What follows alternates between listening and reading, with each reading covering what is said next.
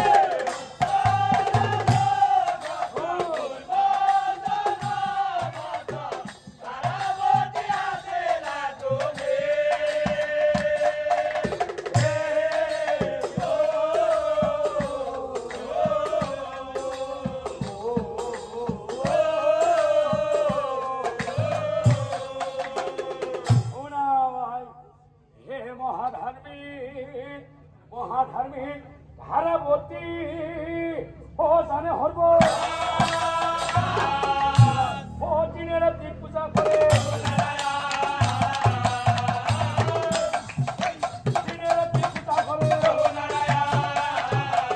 ভারবতী মনে মনে ভাবে ও সত্যির সন্তান নাই প্রভু মই কি করব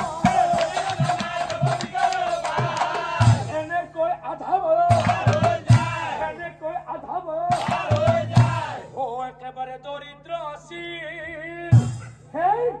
ও ধারাবতী দিনের রাত্রি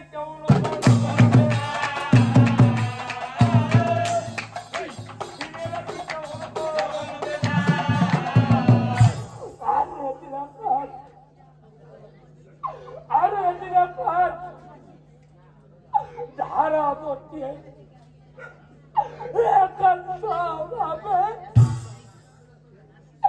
একান্ত ভাবে প্রভু নারায়ণক স্তুতি আরম্ভ করিছে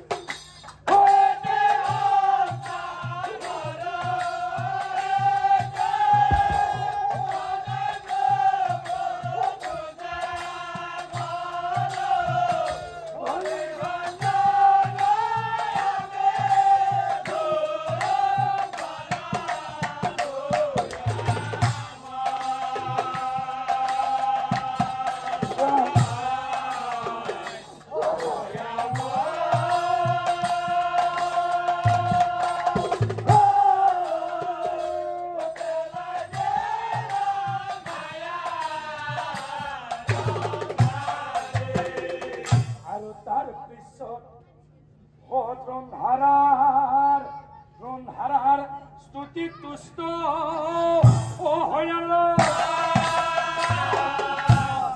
প্ৰমাণ কৰি চাও বুলি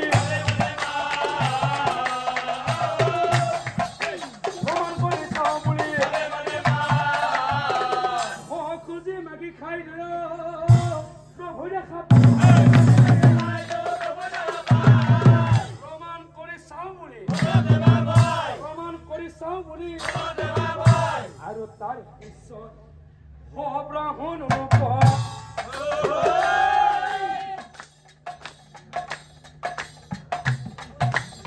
ধৰি প্ৰভু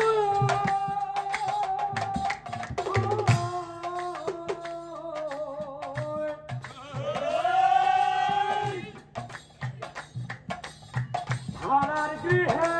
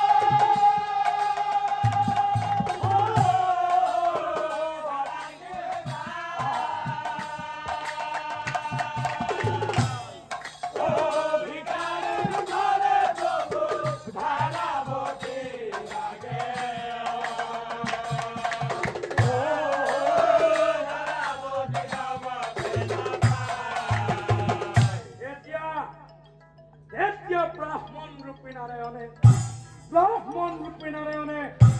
হাৰাবতী চাই কৈছে হেৰাৱাই বহুদিন হল মই একো খোৱা কিবা অলপ খাব দিয়া ধাৰাৱতী মনে মনে ভাবে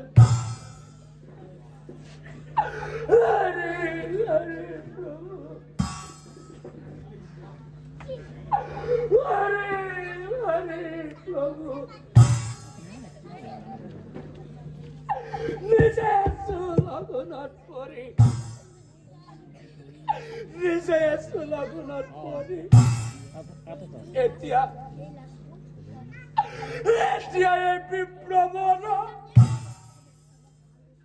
এই বিপ্লৱক মই ভিক্ষা দিওঁ কেনেকৈ ভাবি চিন্তি ধাৰাৱতী স্থিৰ কৰে বিপ্লৱক চাই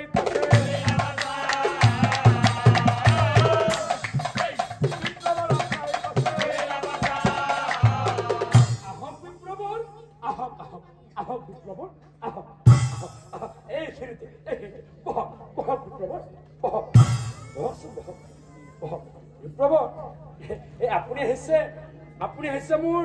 মোৰ বৰ ভাল লাগিছে বিপ্লৱৰ মোৰ সঁচাকৈ বৰ ভাল লাগিছে কিন্তু বিপ্লৱৰ আপুনি আজি বৰ বেয়া সময়ত আহিলে বিপ্লৱৰ নাই আপুনি বেয়া নাপাব আপুনি বহকচোন বহক আপুনি বেয়া নাপাব বিপ্লৱৰ মানে কথাটো হল আজি মানে মোৰ স্বামী আজি ঘৰত নাই এইফালে কেনেকে কওঁ মানে বিপ্লৱৰ মানে বিপ্লৱৰ ঘৰত খাবলৈ একো নাই আপুনি বেয়া নাপাব আপুনি বহকচোন বহক অলপ সময় বহকচোন মই আপোনাৰ কাৰণে কিবা অলপ খোৱা বস্তুত এতিয়াই যোগাৰ কৰি আছো আৰু তাৰ পিছত তাৰ পিছত ধাৰাৱতীয়ে প্ৰভু নাৰায়ণক চিন্তা কৰিছিল। হে প্ৰভু দয়াময়, তুমি মোক উপায় দিয়া প্ৰভু, তুমি মোক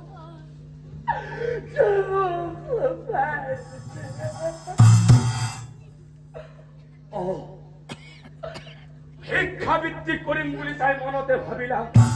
ভিক্ষাবৃত্তি কৰিম বুলি তাই মনতে ভাবিলা। ভিক্ষাৰ পাত্ৰ হাতে লৈ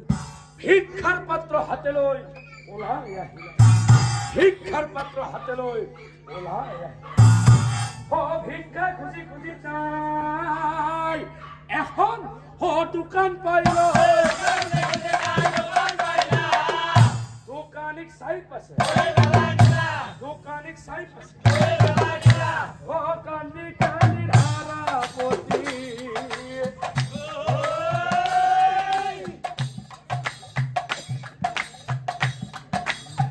দোকানিক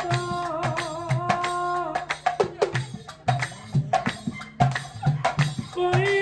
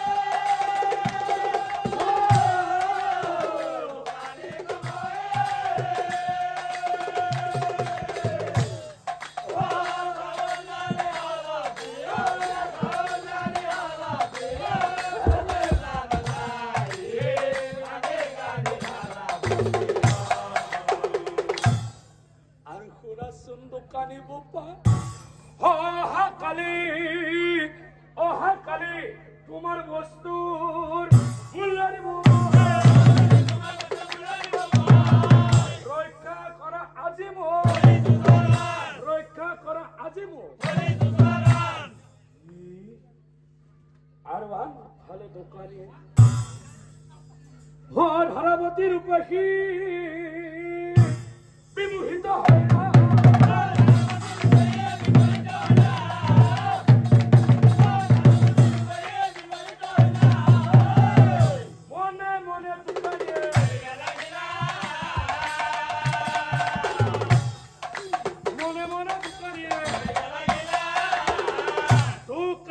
মনে মনে ভাবে নাই নাই নাই নাই নাই নাই নাই নাই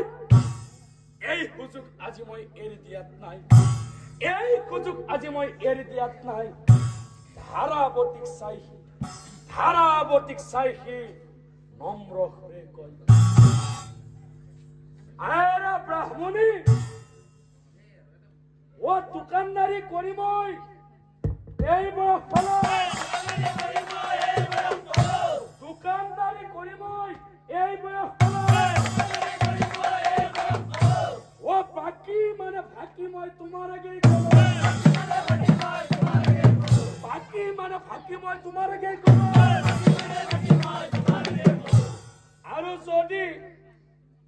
আৰু যদি তোমাক নিদিলে নহয় এইফালে তোমাৰ ঘৰত অতিথি আহিছে আনফালে তোমাৰ ঘৰত আজি তোমাৰ স্বামীও নাই এইফালে তোমাৰ হাতত পইচাও নাই আনফালে তোমাক মই চাউল দালিও দিব লাগিব এনেকেতো নহব ন এটা কাম কৰিলে মই তোমাক অলপমান চাউল দালি দিব পাৰো কি কাম জানা মই তুমি কি কৰিব লাগিব জানা তুমি বাউস্তন কাটি তুমি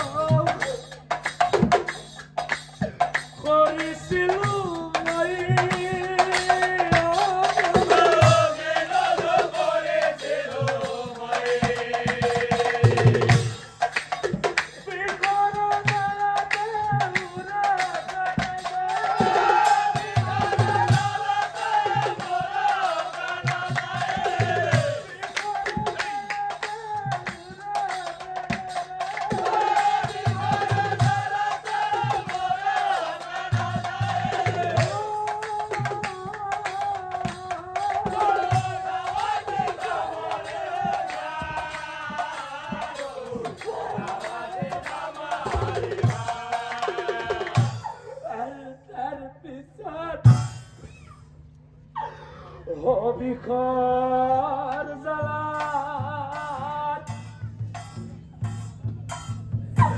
ধাৰাৱতী অধলীয়া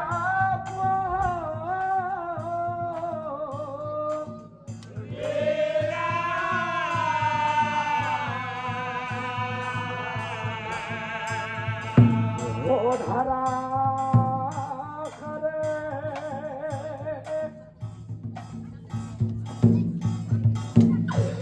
বৈৰক্ত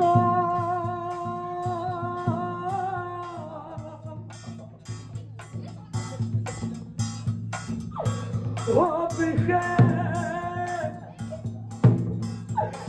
সৰসৰিত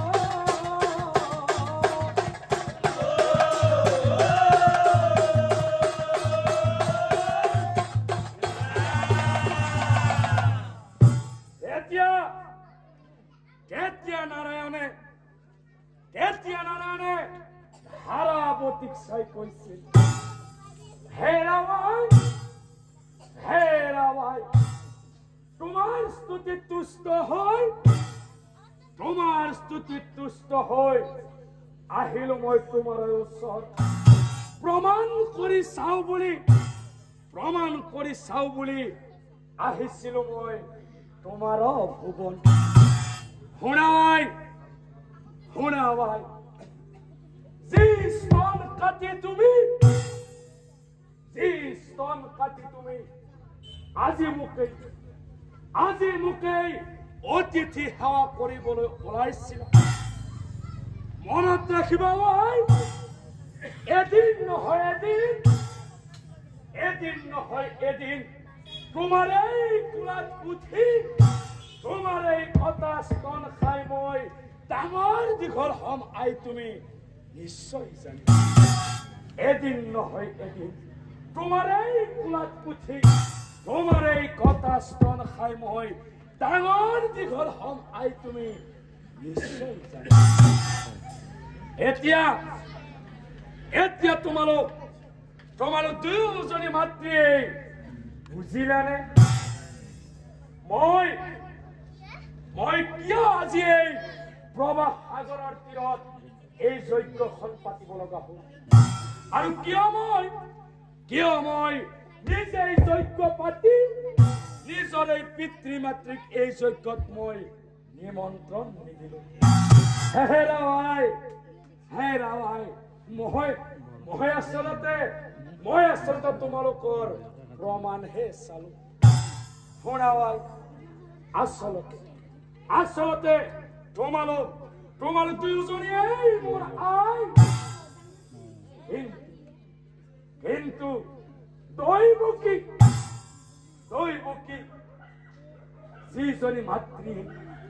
যিজনী মাতৃয়ে মোক কেৱল জন্মহে দিলে আৰু জন্ম দিয়াই তেওঁ মোৰ সকলোবোৰ দায়িত্ব পাহৰিয়েই পেলালে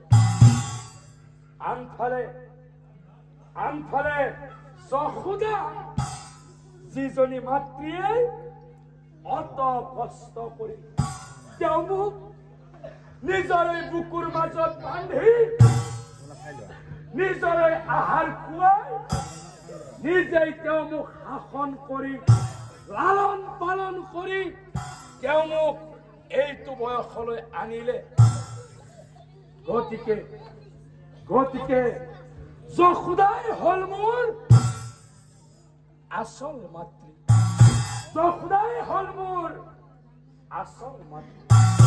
চখদাই হল মোৰ আসল মাটি দয়া কৰে দয়া মই